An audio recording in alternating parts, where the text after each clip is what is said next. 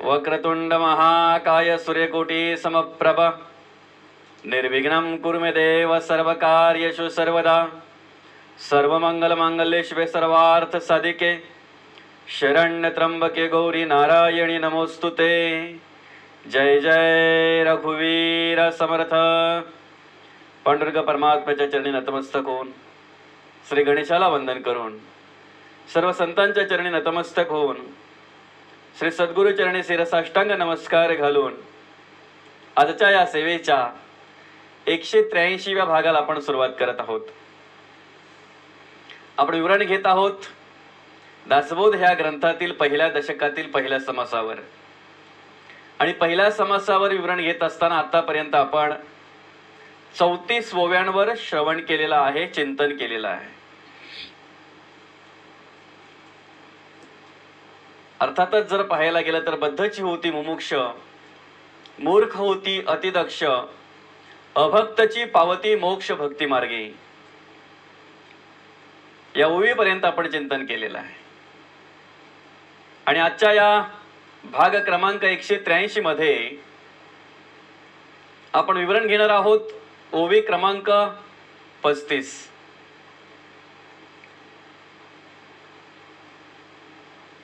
नाना दोष ते नासती पतिततेची पावन होती, प्राणी पावे उत्तम गती श्रवण मात्रे।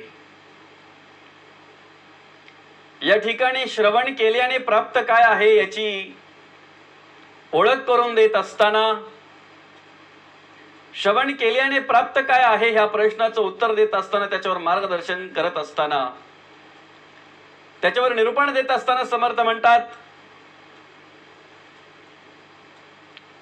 नाना दोष ते नासती पतिततेची पावन होती, प्राणी पावे उत्तम गती श्रवण मात्रे। श्रवणाची मात्रा जर माणसाने धरली, श्रवणाची मात्रा जर माणसाने घेतली,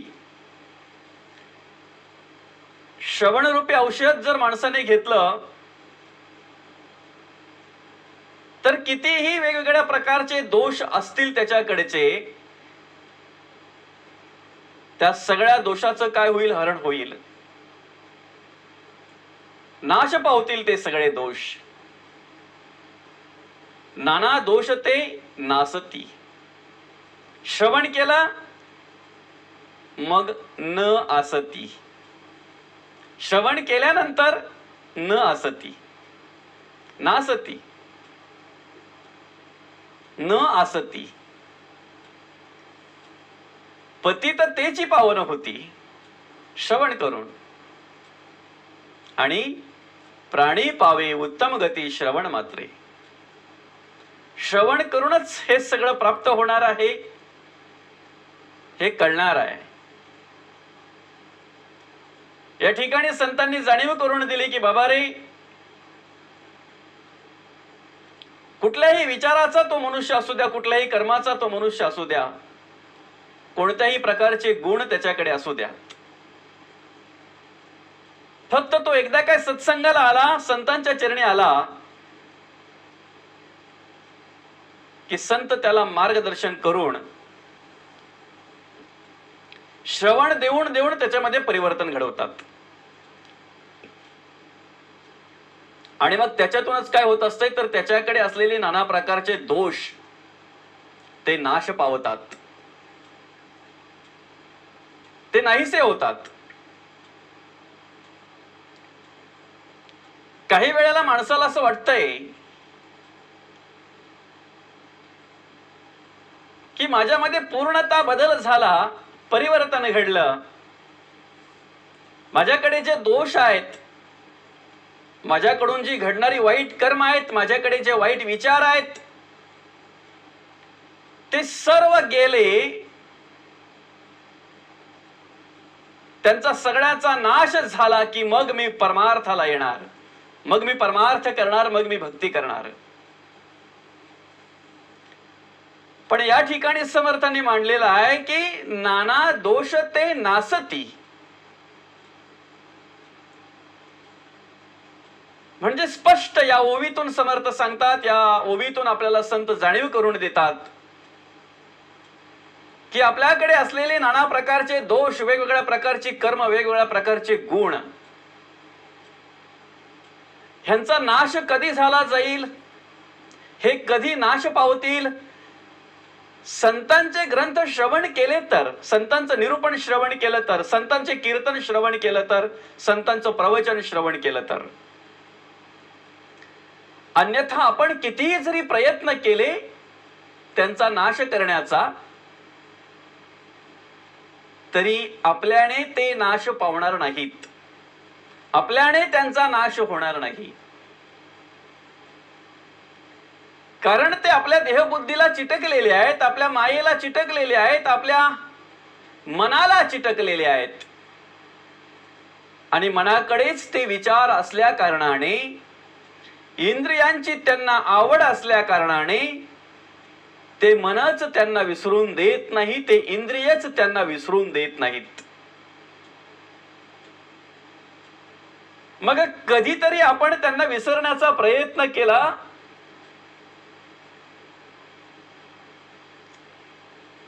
श्रवण न करता, कीर्तन श्रवण नाही केलं, प्रवचन श्रवण नाही केलं, निरूपण श्रवण नाही केलं, सत्संगाला नाही आला, संतांचे ग्रंथ श्रवण नाहीत केले, देवपूजा घडली नाही, देवाचं नामस्मरण घडलं नाही, आणि अशा वेळी जर त्याने त्या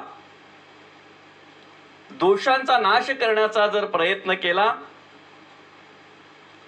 त्यांच्यापासून दूर राहण्याचा जर प्रयत्न केला, तर ते दोष नाहीसे होत नाहीत माणसाचे.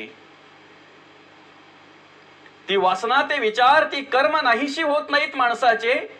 फक्त ती नाहीशी जाळ्याचा माणूस आव आणतो. मग तो काय करतो? त्याप्रमाणे मी वरून कसा दिसतोय, कसा दिसलो पाहिजे, की जेणेकरून मी परमार्थिक वाटेन, त्यासाठी तो प्रयत्न करत असतो. तसे तो हावभाव करत असतो, तसा तो ड्रेस वेश करत असतो, रंगरंगोटी करत असतो. त्याप्रमाणे तो आपला शरीराचा शृंगार करत असतो, जेणेकरून मी सज्जन वाटलो पाहिजे. हो. आणि ह्या गोष्टीचं निरसन करण्यासाठी समर्थ म्हणतात, वेश वरी केला, अंतरी दोष भरला, त्या दोषाच्या दहनाला आत्मज्ञान पाहिजे. कितीही जरी माणसाने आत्मतेचे दोष ठेवून, आत्मती वाईट कर्म ठेवून, आतमध्ये ती वाईट वासना ठेवून वरती मी सज्जन असण्याचा आव कितीही जरी आणला, तरी ते दोष काही कालांतराने बाहेर पडल्याशिवाय राहत नाही. ती कर्म, ते विचार काही कालांतराने का नाही होईना, पण समाजाच्या पुढे आल्याशिवाय राहत नाहीत. मग आपण उगीच नुसता ड्रेस वेश करून, रंगरंगोटी करून, किंवा वरुण शृंगार करून, आणि मी सज्जन आहे, मी परमार्थिक आहे, असं दाखवण्याचा का म्हणून आणावा, किंवा तो प्रयत्न तरी का म्हणून करावा. वेश वरी केला, दोष अंतरी भरला, अंतरी दोष भरला. मग जो अंतरी दोष भरलेला आहे, या ठिकाणी समर्थाने मांडलेला आहे, नाना दोष ते नासती. नक्कीच ते नाश पावणार आहेत, पण कधी? अंतरी दोष भरला, त्या दोषाच्या दहनाला आत्मज्ञानच पाहिजे. आणि ते आत्मज्ञान संतांच्या कृपेने प्राप्त होत असते. ते आत्मज्ञान संतांच्या विचारातून प्राप्त होत असते, संतांच्या श्रवणातून प्राप्त होत असते. एकदा ते आत्मज्ञान प्राप्त झालं, संतांचा संग प्राप्त झाला, की मग कितीही जुने दोष असू द्यात, कितीही परंपरेचे दोष असू द्यात, कितीही ते आपल्या देहबुद्धीला, आपल्या मनाला, आपल्या इंद्रियांना चिटकलेले दोष असू द्यात, ते नाश पावणारच. श्रवणातून, चिंतनातून, नामस्मरणातून. हा अग्नीच असा आहे, ज्ञानाग्नी. त्याची जाणीव भगवंतांनी करून दिलेली आहे. ज्ञानाग्नी सर्व कर्माणी भस्मसात करूती अर्जुना. ज्ञानाग्नी असा आहे की सगळ्या कर्माचं भस्म करतय, आणि तोच ज्ञानाग्नी या ठिकाणी प्रज्वलित केलेला आहे संतांनी. आपण फक्त त्याच्यामध्ये आहुती टाकताना कशाची टाकायची आहे ती जाणीव संतांनी आपल्याला करून दिलेली आहे. म्हणून या ठिकाणी संतांनी स्पष्ट मांडलेला आहे, स्पष्ट सांगितलेलं आहे.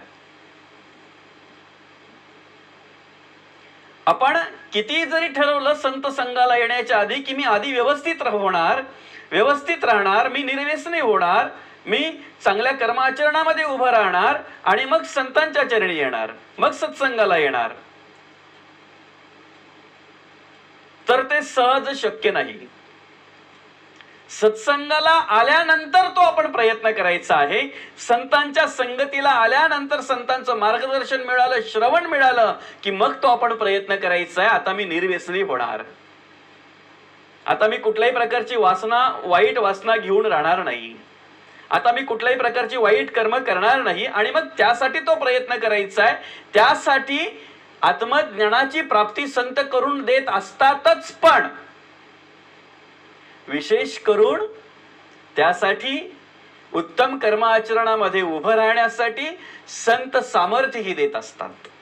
संतांच्या कृपेने त्या ठिकाणी सामर्थ्यही आपल्याला प्राप्त होत असते. म्हणून एकदा संतांच्या चरणी आलो, श्रवण झालं की मग नाना दोषते नासती. वेगवेगळ्या प्रकारची कर्म, वेगवेगळ्या प्रकारचे विचार, वेगवेगळ्या प्रकारचे गुण, वेगवेगळ्या प्रकारचा संग, सगळी जाणीव संत त्या ठिकाणी करून देत असतात. कोणालाही असं त्या दोषापासून मुक्त होण्यासाठी असं काही ज्याला आपण दम म्हणतोय तो दम संत देत नाहीत. असं केलं तर असं होईल, तसं केलं तर तसं होईल. आणि हल्ली कलियुगातला माणूस कुठल्याही दमाला घाबरत पण नाही, कारण त्याने सगळं केलेलं असतंय.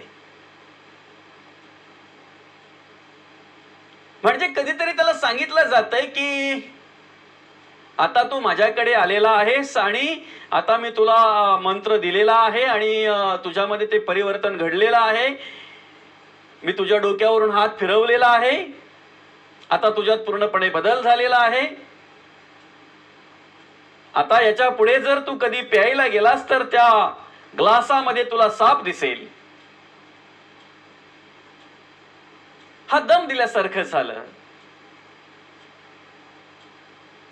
मग तो विचार करतो की 1 दिवस, 2 दिवस, 4 दिवस, ज्या वेळेला त्याला खूपच तलप येते, खूपच असं वाटतंय त्याला, ती वासना त्याच्याकडे येते, त्यावेळेला तो समोर ग्लास भरतोय, जवळ आणतोय, नाकापर्यंत आणतोय, तोंडापर्यंत आणतोय, आतमध्ये पाहत राहतोय, अजून काही दिसत नाही. आणि मग त्यावेळी तो जे काही होईल ते सहन करायला, भोगायला तयार असतो.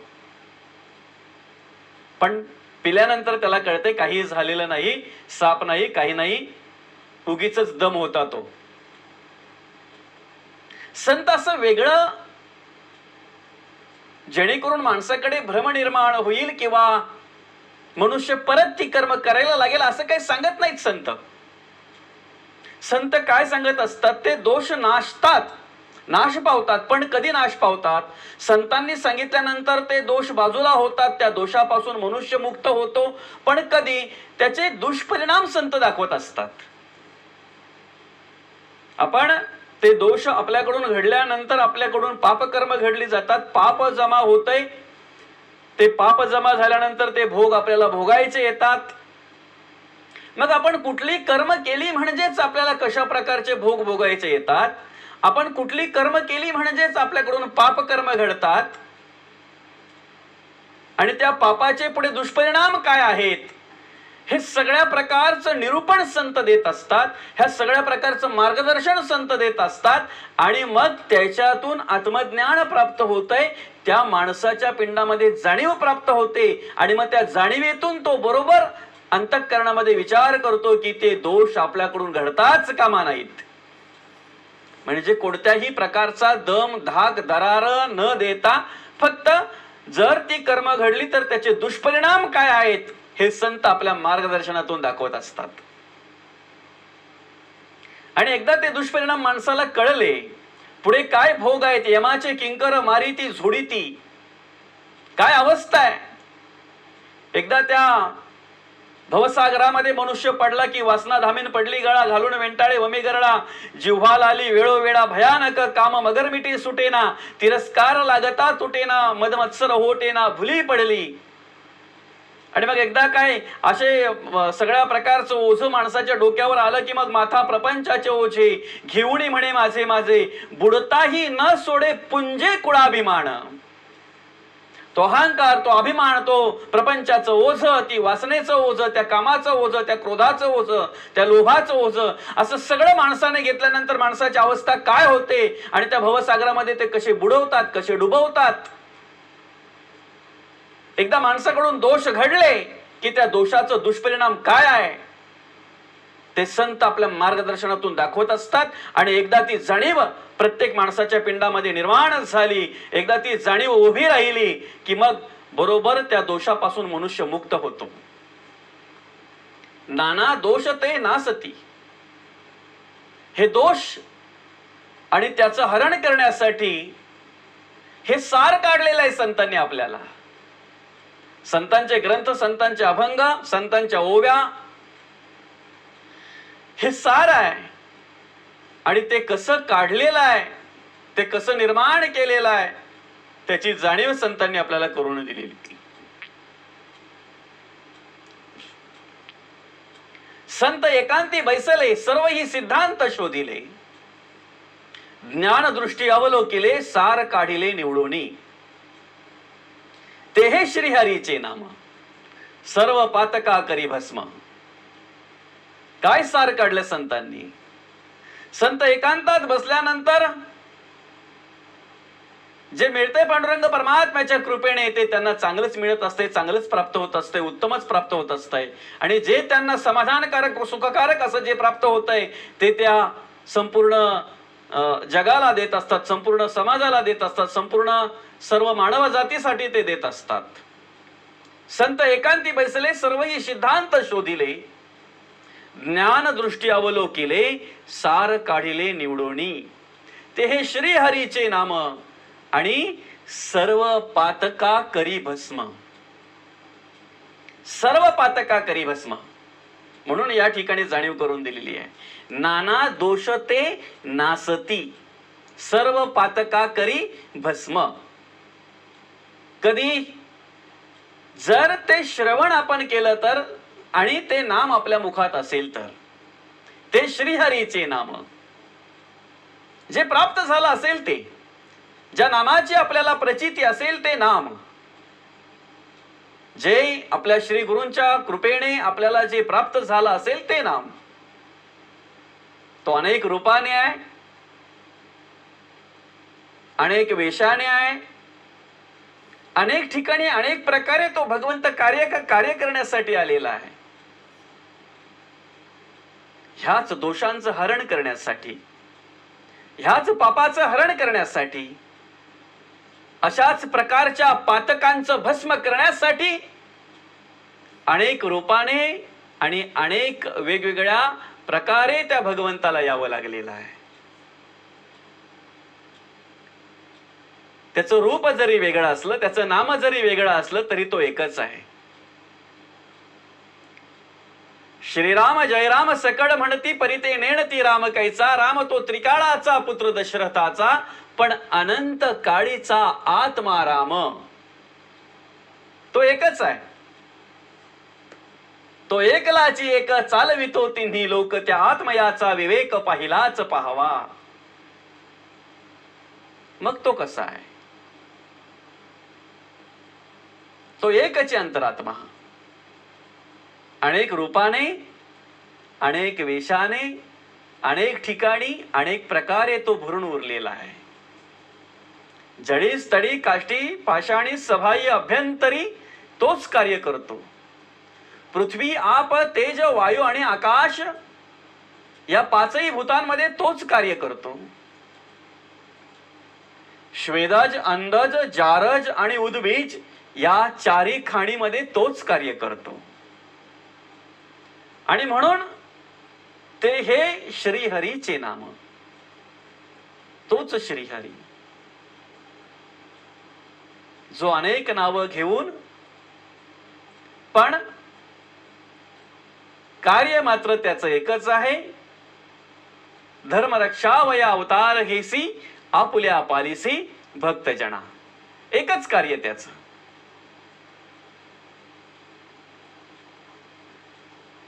त्या श्रीहरीचं नाम आपण मुखात घेतलं, त्याचं श्रवण आपण केलं की नाना प्रकारचे पातक भस्म होतात. नाना दोष ते नासती. संत म्हणतात कितीही जुने दोष असू द्या, परंपरेचे दोष असू द्या, कितीही ते देहबुद्धीला चिटकलेले असू द्या, मायेला चिटकलेले असू द्या, कितीही मनाला त्यांची आवड असू द्या, फक्त त्या ठिकाणी त्या मनाला देवाच्या विचारांची आवड लावून द्या, श्रवणाची आवड लावून द्या, अंतःकरणपूर्वक देवाचं नामस्मरण करा. हरी उच्चारणी अनंत पापराशी, जातील लयाशी क्षण मात्रे. माऊली ज्ञानोबा आपल्या हरिपाठातून सांगतात, त्या हरिपाठाच्या अभंगातून सांगतात, हरी उच्चारणी अनंत पापराशी, जातील लयाशी क्षण मात्रे. क्षणात त्यांचं लय होईल, क्षणात ते नाश पावतील, पापाच्या राशी जरी असल्या तरी. तो दृष्टांत पुढे देतात माऊली. तृण अग्नी मेळे समरस झाले, तैसे नामे केले जपता हरी. एकदा त्या गवताला आग लागली ना, तृण अग्न मिळे समरस झाले, मग ते अग्नी बघत नाही कोणत्या जातीचा आहे, कोणत्या धर्माचा आहे, कोणत्या पंथाचा आहे, कशा प्रकारचा आहे, सगळ्याच भस्म करून टाकता येते. त्याचप्रमाणे कोणत्याही विचारांची जात असू द्या, कोणत्याही वासनेची जात असू द्या, कोणत्याही गुणांची जात असू द्या, कुठल्याही प्रकारचं पातक असू द्या, कुठल्याही प्रकारची पापकर्म असू द्या, जातील लयासी क्षण मात्रे, हरी उच्चारणी अनंत पापरासी. हरीचा उच्चार पाहिजे, त्या देवाचं नामस्मरण पाहिजे. हरी उच्चारण मंत्र हा अगाध, पळे भूत बाधा भेणे तेथे. ज्ञानदेव म्हणे हरी माझा समर्थ, न करवे अर्थ उपनिषदा. अर्थातच जर पाहायला गेलं तर ज्या पद्धतीने समर्थाने या ठिकाणी मांडलेला आहे, नाना दोष ते नासती, त्याच पद्धतीने माऊलींनी आपल्या हरिपाठातून तो उपदेश केलेला आहे, ते मार्गदर्शन केलेलं आहे की एका हरीच्या नामातून पापाच्या राशी जरी असल्या तरी त्या लयाशी जातील. तृणाग्नी मिळे समरस झाले, तैसे नामे केले जपता हरी. जगद्गुरु तुकाराम महाराज याच ठिकाणी ओळख करून देत असताना आपलं पातक कसं नष्ट होईल, त्यासाठी आपण काय करावं ती जाणीव करून देतात, ती ओळख करून देतात. बळीवंत आम्ही समर्थाचे दास, घातली या कास कळी काळाशी. या ठिकाणी सांगतात जगद्गुरु तुकाराम महाराज की आम्ही सदृढ आहोत, बळवंत आहोत, समर्थाचे दास म्हणजेच पांडुरंग परमात्म्याचे दास, जो सर्वत्र समर्थ आहे, जो बहुजन समाजातील अज्ञान अंधश्रद्धा नष्ट करण्यासाठी समर्थ आहे. एखादा वाईट विचाराने बरबडलेला मनुष्य आहे, एखाद्या वाईट विकारांनी बरबडलेला मनुष्य आहे, त्याला उत्तम लक्षणांमध्ये उभा करण्यासाठी तो देव समर्थ आहे, तो पांडुरंग परमात्मा समर्थ आहे. आम्ही समर्थाचे दास, बळवंत. म्हणून आम्ही कसे आहोत? बळवंत आहोत, सदृढ आहोत आम्ही. आणि म्हणूनच विचाराने सदृढ असल्यामुळे, मनाने सदृढ असल्यामुळे, कर्माने सदृढ असल्यामुळे आम्ही कळी कालालाही घाबरत नाहीत. ज्याचे विचार घाणेरडे आहेत, ज्याचे कर्म घाणेरडी आहेत, ज्याच्याकडे नको त्या प्रकारची वाईट वासना आहे, पापकर्म घडली जातात, तो कळीला आणि काळाला घाबरत असतो. पण संतांच्या कृपेने जे बळ प्राप्त झालेलं आहे, त्या बळाने जो उत्तम कर्म करतोय, मनाने श्रीमंत आहे, मनाने सदृढ आहे, तो कळीला आणि काळाला घाबरत नाही. ही जाणीव या ठिकाणी संतांनी करून दिलेली आहे. आपण पैशाने श्रीमंत असावं, पण तिथे मनानेही श्रीमंत असावं. आपण शरीराने सदृढ असावं, पण तिथे मनाने आणि बुद्धीनेही सदृढ असावं. नाहीतर समर्थांनी दासबोधात मांडलेले, हा धकाधकीचा मामला कैसा घडे अशक्ताला. ज्याचं मन अशक्त आहे तो परमार्थ करू शकत नाही, तो परमार्थात नाही राहू शकत, नाही टिकू शकत. म्हणून मन सदृढ पाहिजे, बुद्धी सदृढ पाहिजे. आणि म्हणूनच या ठिकाणी जगद्गुरु तुकाराम महाराज ओळख करून देतात की तेथे माणसाचा कोण आला पाड, उल्लंघोनी जड गेलो आधी. त्याच्या पुढे संत म्हणतात, जगद्गुरु तुकाराम महाराज म्हणतात, संसाराचे बळी साधिले निधान, मारिले दुर्जन षडवर्ग. आम्ही बळी दिलंय, पण काय बळी दिलंय? आम्ही कामाला बळी दिलंय, क्रोधाला बळी दिलंय, लोभाला बळी दिलंय, अहंकाराला बळी दिलाय, अभिमानाला बळी दिलाय, दंभाला बळी दिलेला आहे. जेणेकरून ज्यांच्यामुळे आमच्याकडे वाईट कर्म निर्माण होतात त्यांचा आम्ही बळी दिलेला आहे. आणि म्हणूनच तुका म्हणे एक उरला धरिता ठाव, एर केले वाव तृणवत. आम्हाला सगळं तृणवत आहे, फक्त आम्ही सदृढ धरलेला आहे तो म्हणजेच पांडुरंग परमात्मा. एकच तो धरलेला आहे आम्ही. देव ज्याला म्हणतात, ज्याला परब्रह्म म्हणतात, ज्याला ईश्वर म्हणतात, त्याला आम्ही सदृढ धरलेला आहे. आणि त्याच पद्धतीने समर्थाने या ठिकाणी मांडलेला आहे की नाना दोषते नासती. पण कधी श्रवण केलं तर, नामस्मरण केलं तर, देवपूजा केली तर. जर देवपूजा आपल्याकडून घडली, नामस्मरण जर आपल्याकडून घडलं, श्रवण जर आपण केलं, तर नक्कीच कुठल्याही प्रकारचे दोष आपल्याकडे असले तरी ते दोष नाश पावल्याशिवाय राहणार नाही. कुठल्याही प्रकारचं पातक आपल्याकडून घडलं तरी ते पातक भस्म झाल्याशिवाय राहणार नाही.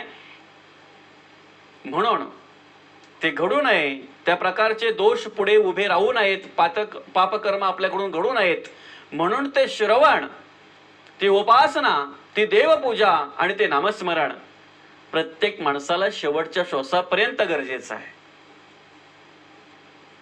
आणि ते मिळावं. बाकीच्या सगळ्या गोष्टी माणसाला माणसाच्या आयुष्यामध्ये सहज मिळत असतात, पण परमार्थ सहज मिळत नाही, नामस्मरण सहज मिळत नाही, आणि तिकडे मनुष्य सहज वळतही नाही. जे मिळालेलं आहे देवाच्या कृपेने, पांडुरंग परमात्म्याच्या कृपेने, संतांच्या कृपेने, ते शेवटपर्यंत राहावं आणि शेवटपर्यंत ते श्रवण आपल्याला मिळावं. ही नम्र प्रार्थना, ही नम्र निवेदन आपण समर्थांच्याकडे करूया, पांडुरंग परमात्म्याच्याकडे करूया. आणि ह्याच ओवीवर अर्थातच नाना दोषते नासती, पतिततेची पावन होती, प्राणी पावे उत्तम गती श्रवण मात्रे. ह्या ओवीवर अजून आपल्याला चिंतन करायचंय, विवरण घ्यायचंय. घेऊया पुढच्या भागामध्ये, भाग क्रमांक 184 मध्ये. तत्पूर्वी झालेली सेवा समर्थांच्या चरणी, पांडुरंग परमात्म्याच्या चरणी अर्पण करून या ठिकाणी या सेवेला पूर्णविराम देऊया. रामकृष्ण हरी, रामकृष्ण हरी, रामकृष्ण हरी.